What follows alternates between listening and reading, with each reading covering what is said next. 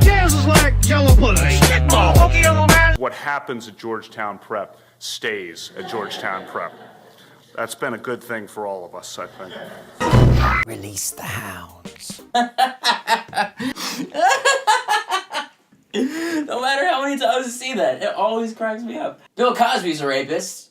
Pretty weird, right? And I know it's not news or anything. This isn't groundbreaking, you hear me say that, but it's just his sentencing. Fuck! They just told him how long he's going to prison. That's what I'm trying to say right now. So Bill Cosby was sentenced 3 to 10 years in prison for raping a bunch of people after he drugged them up with a special barbecue sauce. Haven't you ever noticed after people have some of my barbecue sauce, after a while when it kicks in they get all huggy-buggy? Looking like best case scenario, say, he would get out after 3 years. I don't think it's gonna happen. I'm like 80% sure that Bill Cosby's operating at max dementia levels right now, so I think Mr. Huxtable is destined to spend the rest of his pudding-loving days falling down prison steps after inmates throw hot dog buns at his head. That's not a prison rape joke or anything. That just actually happened. But much like some sort of rape-loving phoenix, out of the ashes of Bill Cosby rose yet another sexual, agitator? Aggressor? Fuck!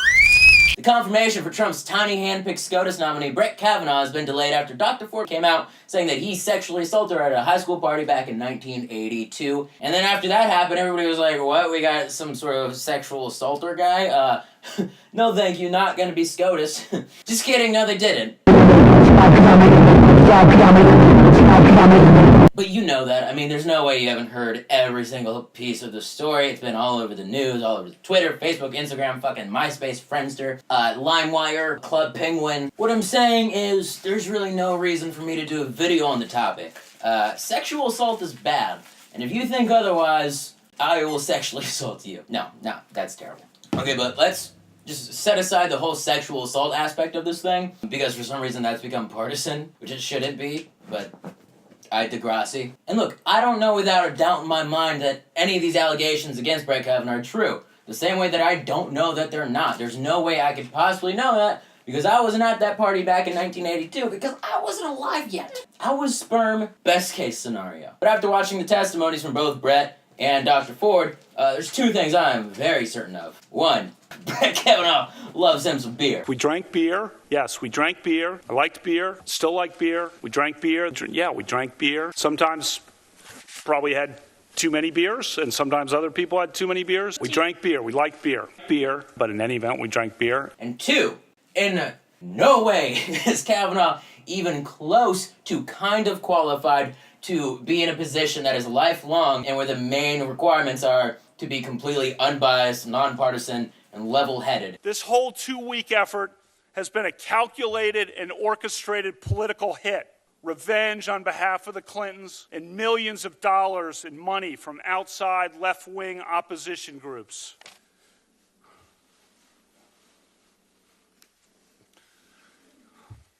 So you're saying there's never been a case where you drank so much that you didn't remember what happened the night before or part of what happened? That's you're asking about, blackout. I don't know. Have you? Could you answer the question, Judge? That's not happened. Is that your answer? Yeah, and I'm curious if you have. I thought No. I thought only the Senate. You got this up. I'm gonna talk about my high school because I'm telling the truth. I want to know what you want to do. I'm telling the truth. I want to know what you want to do, Judge. I'm innocent of this charge. Then you're prepared for an FBI investigation? They don't reach conclusions. You reach the conclusion. No, Senator. but they do investigate questions. So with all that being said, I'm not going to spend an entire video discussing this situation. Sexual assault is not a partisan issue.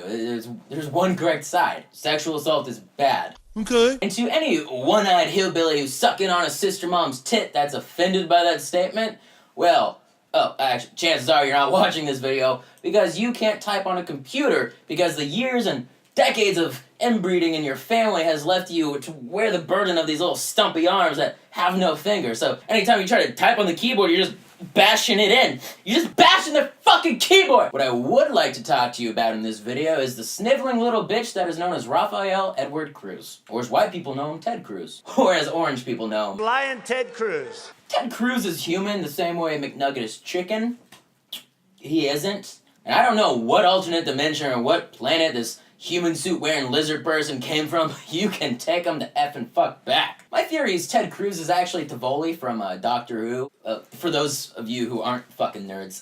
They're the race that's incredibly submissive to whoever shows an ounce of dominance to him. Let's look at Ted's dom-sub relationship with Donald Trump. I like Donald. He is an amazing entertainer. Lion Ted.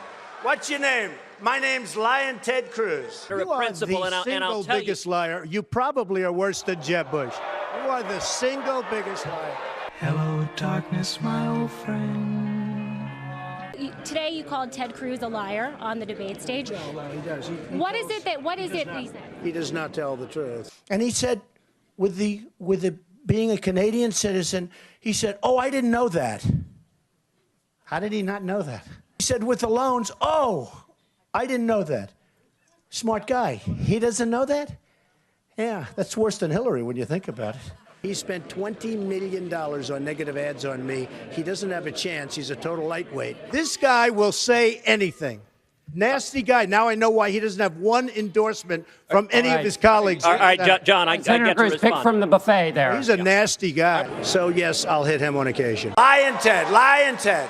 What's your name? My name's Lion Ted Cruz.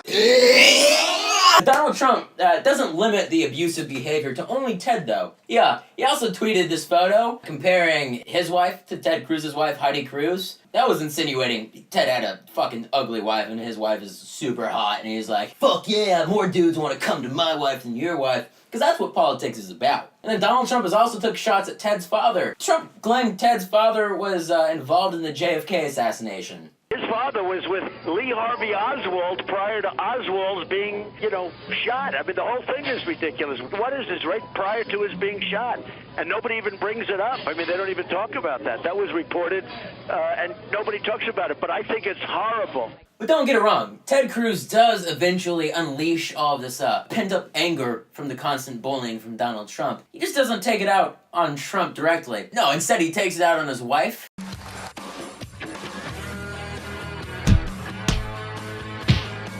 And Jimmy Kimmel. Kimmel gets his own rebound at the basket, using his body, trying to be physical. If I'm being fair, though, Ted, you did us all a favor with that one. No, but really, how did Ted Cruz react to, all this bashing Trump did on his wife, on his dad, on himself? What did he do to get the big bully Trump back? By taking Trump's toad-shaped penis and just fucking gargling it in the back of his throat until completion, and then his mouth filled up with vitamin C heavy baby boomer gravy, which spilt through where his lips would be if he had them, but he doesn't, down to his sweet, sweet bitch tits. He didn't swallow, though. Ted Cruz is a Christian, after all. No. Instead, he spit it out onto the floor below him, where it fell into the form of this article Cruz wrote about Trump, where he praises him every line, like some sort of political cuck. You get what I'm trying to say? You don't? Probably. President Trump is a flashbang grenade thrown into Washington by the forgotten men and women of America. The fact that his first year as commander-in-chief disoriented and distressed members of the media and political establishment is not a bug, but a feature. While pundits obsessed over tweets, he worked with Congress to cut taxes for struggling families. While wealthy celebrities announced that they would flee the country, he fought to bring back jobs and industries to our shores. While talking heads predicted Armageddon, President Trump's strong stand against North Korea put Kim Jong-un back on his heels. President Trump is doing what he was elected to do, disrupt the status quo. That scares the heck I got a real congressional bad boy out of those who have controlled Washington for decades, but for millions of Americans, their confusion is great fun to watch. You are such a fucking little bitch, Ted Cruz. But look, there's as many examples of Ted Cruz being a pussy as Tumblr claims there are genders, okay? There's just too many to keep up with. I can't just focus on every single one. This would not be just one video. This would be an entire 12-piece Netflix docuseries, which I'm willing to do, Netflix. So if you want to send me a check or have me just send you an invoice. Ted Cruz is running for re-election as a senator for Texas, which is a position that he's held since 2013. Now, typically the midterm elections in Texas are an easy steal for Republicans. The 2014 midterms showed Republican Texas Senator John Cornyn beat Democratic David Alamil by over 500,000 votes. And nearly every county in Texas voted for Donald Trump as opposed to the meme queen Hillary Soros Clinton for the 2016 presidential election. Great, so just 2 years after Donald Trump butt-fucked every county in Texas, this is going to be an easy win for them, right? Well, I'm sure you can tell by the way I'm prefacing this and the sarcasm in my voice, no. You see, California over the last couple of decades has been slowly sending over sleeper cell agents by request of Tupac and the janitor of Comet Ping Pong. Oh yeah, I should preface that with Tupac is alive and well, by the way, and he is co-running the Illuminati with the janitor from Comet Ping Pong. Anyways, that's all boring info. So they've been sending over these sleeper cell agents who have been, peacefully coexisting with Texans, breeding with Texans to create this sort of southern hipster hybrid, which has been cultivating in our home base of Austin, Texas. Living our lives peacefully with everybody, waiting for the right time to strike. And we found the right candidate. And now that we've got the right candidate, we're gonna show our true power. You think it's coincidence that your beloved savior, your hero, Alex Jones, was removed from the airwaves at the same time the beta was coming up? No coincidence whatsoever. You foolish mortal! Our master plan will soon enough be revealed to you. I'm sorry, what? Oh, God. 1 second. I'm getting a phone call. Let's be right. I'm sorry, was that... Did I give away too many beats? I did. Okay. Honestly, I kind of felt that while I was talking just now. Oh, please. No, that's unnecessary. I act silly. I'll pretend I was being silly. I'll pretend I was being silly. I won't tell them that I'm actually a servant of the Dark Lord Cthulhu who runs the Illuminati, and I'm sure I'm mixing up lures, but it doesn't matter because it's all for a bit anyways. I love you too. I'm so funny. This election is unique, though, to the typical status quo. For Texas, Ted Cruz's opponent, Beto O'Rourke, is extremely popular with Democrats, obviously, but also with a younger demographic. That popularity is fueled by the fact that younger people and Democrats sort of realize what happens when they just assume, their candidate's going to win and they don't have to go out and vote, and then too many stupid people go out and vote instead. When stupid people vote, stupid people get elected. In order for Cruz to combat this handsome, DUI-loving son of a bitch, Cruz realized he had to show that he really was Texan. He's got to prove to everybody that he's a tough Texan who's as tough as Texas from Canada.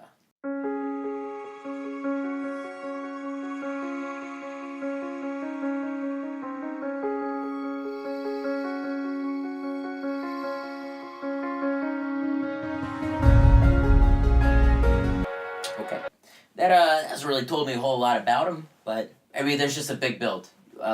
Some Bohemian Rhapsody, the best songs always have a big build. Maybe this is an amazing ad, and we just need to wait for the build to come through, so let's continue watching.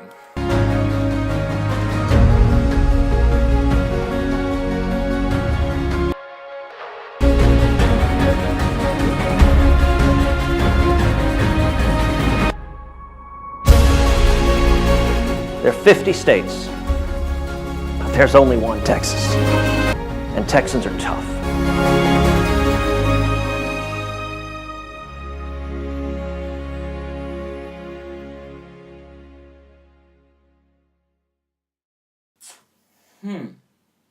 Okay. Well, that taught me absolutely nothing about Ted Cruz or his policies. So let's go ahead and do something that his supporters seem unable to do. Read. I'm just going to run through a couple quick bullet points that highlight Ted Cruz's policies and who he is as a candidate. Ted Cruz would like to dismantle the Department of Energy, which facilitates energy conservation, energy-related research, and the nation's nuclear weapons program. Other departments that Ted Cruz would like to completely just do away with include Department of Education, I'd eliminate the Department of Commerce, I'd eliminate HUD, and I'd eliminate the IRS. Frankly, taxes confuse me, so go ahead with that. And then, of course, Ted Cruz also follows, the typical Republican, greatest hits. Being anti-abortion, believing that homosexuality is a choice and same-sex marriage should be illegal, denying that global warming is a real thing, not wanting to legalize the devil's lettuce, the wacky tobacco, the pufferoonie, as everybody calls it. Yo, dude, let me hit some of that pufferoonie. I'm puffed. Now, for Beto, take Ted Cruz, right? They're not too different. Take Ted Cruz, pretend he's not a sniveling little bitch, he's not an idiot that he's not physically sickening to look at. And then you've got, actually, you know what, that feels unfair. You know what, here's what I'm gonna do. I'm gonna let Beto tell you who Beto is. I co-sponsored the assault weapons ban. In Parker County, he was unapologetically pro-choice. You know, I believe in a woman's right to choose. Those who we place in positions of public trust, whether we elect them to the school board or to the United States Congress or nominate them to the Supreme Court, they represent all of us. Like or dislike the conclusions they've reached, know that they're honest in how they've arrived at them. That's critical to the functioning of a democracy. Would you be open to voting for a conservative jurist appointed by a Republican president?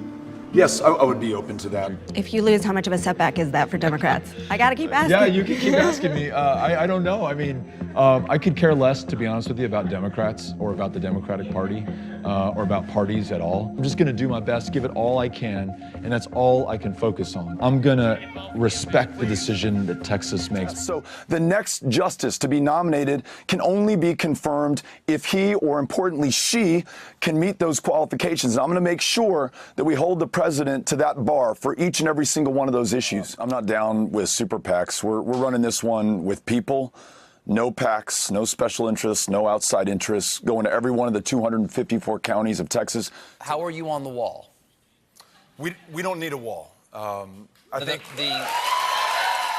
think at this moment it's not about Democrats or Republicans or party politics or the differences that have always seemed to define us. It's about this country coming together. We're either going to be a country of walls and Muslim bans and the press as the enemy of the people, or instead we'll be defined by our ambitions. On a really tough issue that if we don't talk about is not going to get better. And the question is, how do you feel about NFL players who take a knee during the national anthem? And is it disrespectful to this country? My short answer is no. I don't think it's disrespectful. Here's my longer answer, but I'm going to try to make sure that I get this right, because I think it's a really important question. And reasonable people can disagree on this issue. Let's begin there.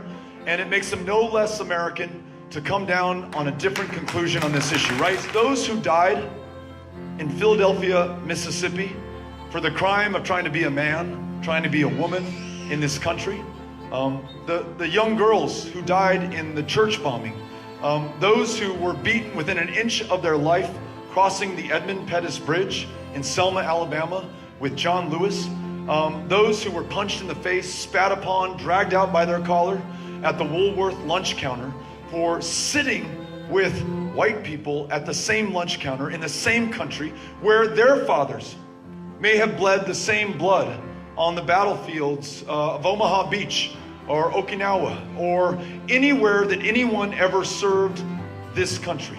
The freedoms that we have were purchased not just by those in uniform, and they definitely were, but also by those who took their lives into their hands riding those Greyhound buses, the Freedom Riders in the Deep South in the 1960s, who knew full well that they would be arrested, and they were serving time in the Mississippi State Penitentiary. Rosa Parks getting from the back of the bus to the front of the bus, peaceful, nonviolent protests, including taking a knee at a football game to point out that black men, unarmed, black teenagers, unarmed, and black children, unarmed, are being killed at a frightening level right now, including by members of law enforcement, without accountability and without justice. And this problem, as grave as it is not going to fix itself. And they're frustrated, frankly, with people like me and those in positions of public trust and power who have been unable to resolve this or bring justice for what has been done and to stop it from continuing to happen in this country. And so nonviolently, peacefully, while the eyes of this country are watching these games, they take a knee to bring our attention and our focus to this problem to ensure that we fix it. That is why they are doing it, and I can think of nothing more American than to peacefully stand up or take a knee for your rights anytime, anywhere, any place. I'm honored to be running to represent you, and I'm grateful for the opportunity to serve you in the United States Senate. Thank you. So there you go, Texas. You can go with the sniveling little pussy who's You know, not only not as tough as Texas, but he's not even as tough as Candyland. Or you can go with the first person in a couple decades who actually gives a shit. Plus, Ted Cruz eats boogers. Washington, and he uses angry rhetoric. Angry rhetoric. Angry rhetoric.